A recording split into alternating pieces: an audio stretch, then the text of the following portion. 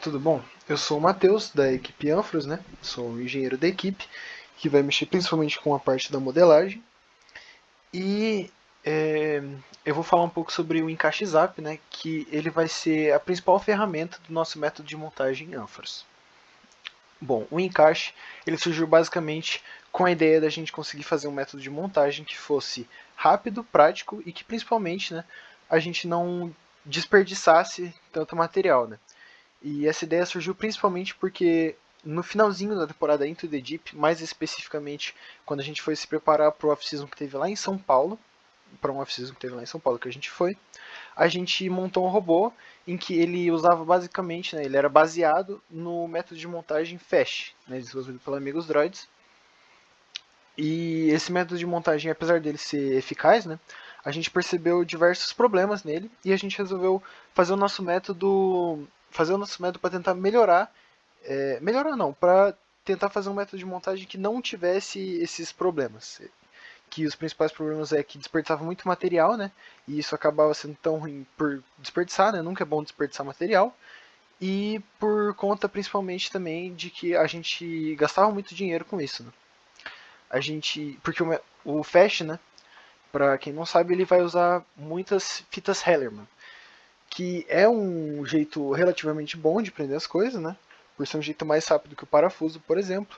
Porém, ele também é um método que acaba sendo meio lento, ainda mais porque você tem que pôr vários. Então, toda vez que você precisa montar alguma coisa no robô, né, ou que você precisa, por exemplo, trocar a bateria, mexer alguma coisa no robô, você precisa tirar todas as fitas Hellerman, e isso demandava muito tempo da gente, né? E também gastava muito material.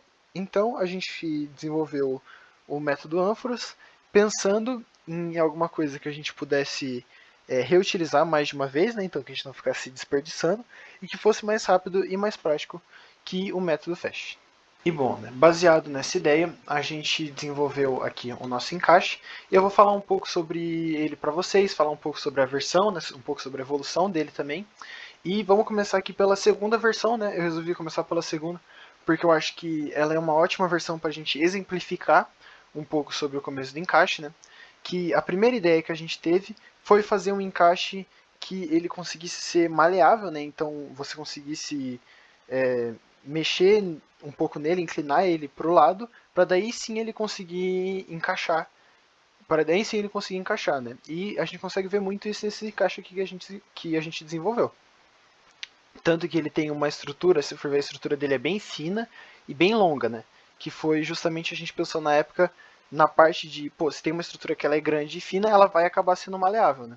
Acabou que essa versão foi muito fina, né? Acabou ficando muito fina a versão, deixando ela bem frágil, né? O que é uma coisa que a gente corrigiu mais pra frente. Mas dá pra ver bem a nossa ideia nessa versão, que foi fazer uma coisa que fosse mais maleável e que tivesse essa pontinha para a gente encaixar mesmo alguma coisa. Agora, já na versão 10, né, a gente vê claras mudanças em comparado com a segunda versão, né? A gente vê que a base ela acabou ficando um pouco mais grossa para que a gente conseguisse, para que ele ficasse mais resistente o encaixe, né? A gente também teve uma adição dessas lateraisinhas aqui pro lado para que não desse nenhum problema de quando a gente fosse mexer a estrutura de baixo não pegasse aqui assim. Se a gente for comparar aqui com a segunda versão, é muito próximo e acaba fazendo com que ele não seja tão flexível assim. E essa barreirinha de lado aqui, essa barreirinha inclinada, vai acabar deixando isso muito melhor. E a principal mudança que a gente teve nessa versão é que, como você pode ver aqui, né, a estrutura dela ela vai acabar sendo basicamente a mesma da outra, só que ela vai ser inclinada para os dois lados. Ó. Se a gente for pegar aqui, dá praticamente um triângulozinho de cada lado, ó. Porque ele foi feito justamente para isso, para ser como se fosse uma expansão dessa versão aqui, só que com algumas coisas que a gente melhorou com a análise de risco e principalmente uma versão para os dois lados, porque a gente percebeu com alguns testes na segunda versão, né, e das versões para frente, obviamente, que quando a gente tinha um encaixe por um lado só, meio que acabava, às vezes, o robô dar uma mexida, né? E acabava que, além de não ficar tão preso, né? Porque dava. Porque prendia para um lado só, né? Não prendia para os dois. Tinha muita chance do encaixe desencaixar, por conta de que se o robô dá uma mexida e o encaixe vai para cima, meio que acaba desencaixando por conta de ser para um lado só. Então essa foi a primeira vez que a gente tentou fazer o encaixe meio de certa forma para os dois lados. Bom, agora avançando um pouco mais para a versão 16. Aqui na versão 16 a gente vê mais algumas mudanças, né? A gente vê uma mudança geral na estrutura do encaixe, que principalmente, eu acho que as principais mudanças, né, é a variável h, né, que foi adicionada, que a variável h ela vai consistir basicamente em pegar um lado da estrutura e duplicar, o que vai acabar mudando toda a estrutura do encaixe, né? Porque se você pega a estrutura e passa para os dois lados, meio que a finura vai diminuir bastante, né? Porque já não precisa de uma inclinação tão grande. A gente voltou a usar esse negócio em forma de gancho, né?